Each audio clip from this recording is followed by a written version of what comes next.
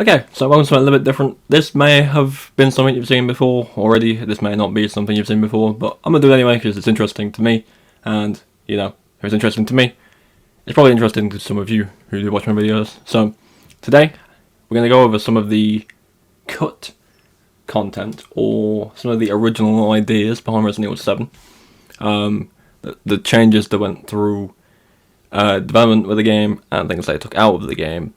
And just to see what could have been, because if you didn't know, if you buy the Trauma Pack edition of Village, you get this little concept art page on the game called The Tragedy of Ethan Winters, which is basically like a big compilation of concepts for things in the game, concepts for things that were cut from the game, and concepts for things that were the original versions of what you see now in the game across 7 and 8. There's loads and loads of things in there you can look at. It's pretty cool. Today we're going to go over 7, and then at some point in the next few days we'll go over 8. So, without any further ado, let's get into it, shall we? Okay, so this one's straight out the bat. Pretty interesting. Originally, Ethan and Mia were not married. They were not related in any way. Ethan was an investigator sent to the Louisiana to locate Mia, who was reported as missing, and then obviously he would have gone there to find her rather than him and her being together and getting a message from her saying to come and get her. That would have played things very differently. Obviously Mia and the concept up there looks very different. Kind of reminds me of, I don't know if you know this, but throughout the beginning hour demo, there's like split second frames of like this ghost woman. And that Mia there looks kind of like who you would see. There is videos on the internet you can go find and they'll show you those split second clips. It's pretty creepy, especially if you play it again afterwards, which I did, and then you kind of wait for it to pop up, and it does. You can see it if you do pay attention, but it would have been interesting to see Ethan and Mia not being related and see how their relationship kind of developed over the course of the game. Obviously, you know, they don't really know each other in the original idea, which is pretty cool to think about, really. Next up, we have an early look at the Baker family. As you can see, Jack, Marguerite, I believe Lucas with a dog, and then again that kind of ghostly figure that you see in the demo, along with 2 children. And something lying in a bed that you can see at the top. These are obviously early ideas of the Baker family. Obviously, at the end, we end up with Jack, Marguerite, Lucas, Zoe, and obviously Mia is, you know, Ethan's wife. Lucas, it seems, from early ideas, was more of a hunter / trapper. Obviously, that does kind of portray into the game now. He does kind of plant traps, and he's kind of like a Saw. You know, he was in the movie Saw. That's kind of how Lucas works in 7. But this early idea with a dog, that's new. I mean, I'd imagine that's probably Lucas, right? That's got to be Lucas, surely. That's a really cool, different way of doing things. Like, you can imagine the arena being like an outside area where you're stuck in some fields and this dog's hunting you down. There's bear traps everywhere. You know, something like that. Instead of it being like a maze of mines and spooky puzzles in rooms that you have to figure out or you'll die, you know, like, it goes from a Saw vibe to like a, I don't know, like a manhunt vibe, you know, like, you are being tracked by this guy, which would have obviously been very different. Marguerite and Jack, I believe, kind of the same idea. It does say Marguerite was kind of like a bug-filled woman, and she does end up still being the case in 7, and then Jack is obviously Jack. I think Jack was kind of like a staple for the game. They always kind of had an idea for him. But the 2 kids, I don't know what that could be. I believe in some of the concepts, I don't think I show all of them. Actually, I'm pretty sure I don't show all of them because there's about 60 of them. But I'm pretty sure with the children, that was replaced by Evelyn being a child. And originally Evelyn and the grandma, who actually turns out to be Evelyn if you've played the game, were 2 separate characters, which is interesting in its own to see what could have happened with them. Alright, next up, this one is horrifying. This is the original idea behind Marguerite's mutation. Obviously in the game now, she's like a disformed, kind of long-legged bug woman. And it does appear to be the same kind of idea they went for in the original ideas, but she turns into more of like a spider, which I would have hated. I know she moves around kind of like a spider in the boss fight, in the launch game. She crawls along the walls and she goes into different holes in the wall to teleport around the arena, but that full body spider thing, just, oh my god, I would hate it so much. Like, I'm the guy that doesn't like the spider boss fight in the original RE. Like, even that bothers me, and it doesn't even look that well. To be fair, the remake version of that spider looks pretty terrifying, I will admit. But having a first-person perspective of that thing crawling around while you're fighting it, I would not be a fan of that idea. Like, I am not a fan of spiders at all. Like, that would have just changed that whole arena for me, because I didn't find the Marguerite bit to be that scary. It was called jump scares. But looking at her in a boss fight in a mutation form wasn't too big of a deal for me. But if that was the case, I would have kind of had to stop at some point, because I just do not like spiders in the least bit.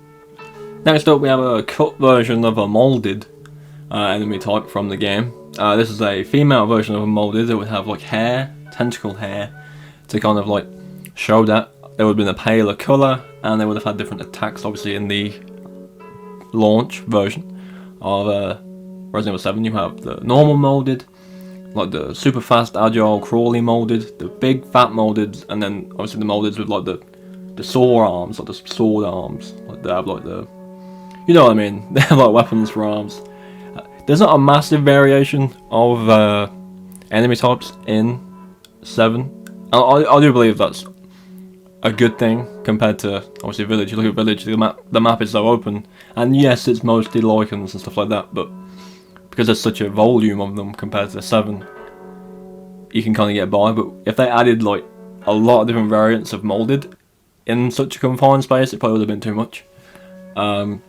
I believe the balance between the amount of molded in the game and the ammo you can get for like standard and Madhouse difficulties is fair.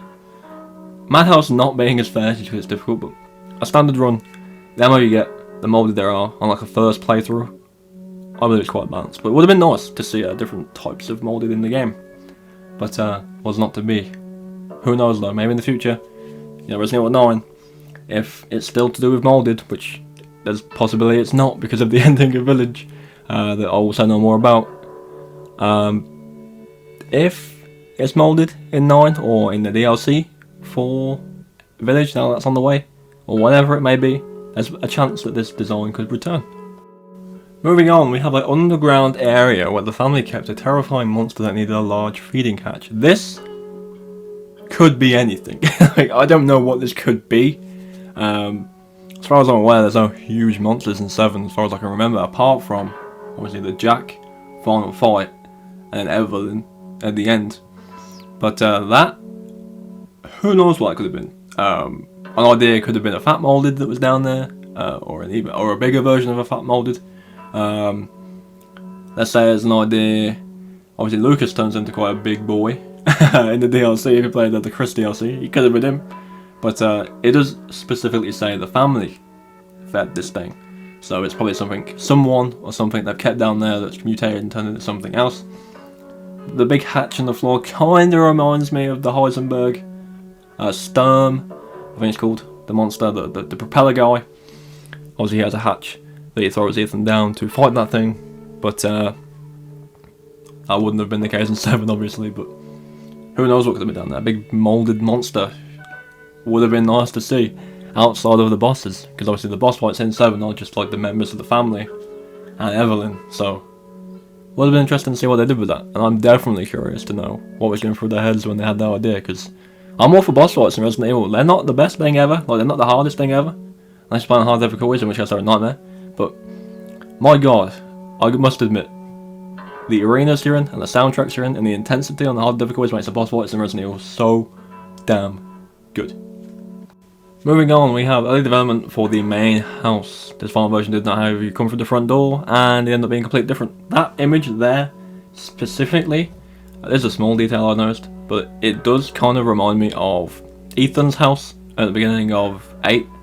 Just that general staircase into the other room, kind of, it looks very similar to Ethan's house in 8, and it wouldn't be a surprise if it is, because, you know, if you have this concept already there, made, and you didn't use it, there's nothing stopping you using it in a future project, you know, like, I'm sure plenty of games out there have drafted ideas for a game, cut them out, and then when they've made a sequel, or a different game in general, they've looked at some ideas they've made on other projects and gone, oh, you know what, we could implement that into this.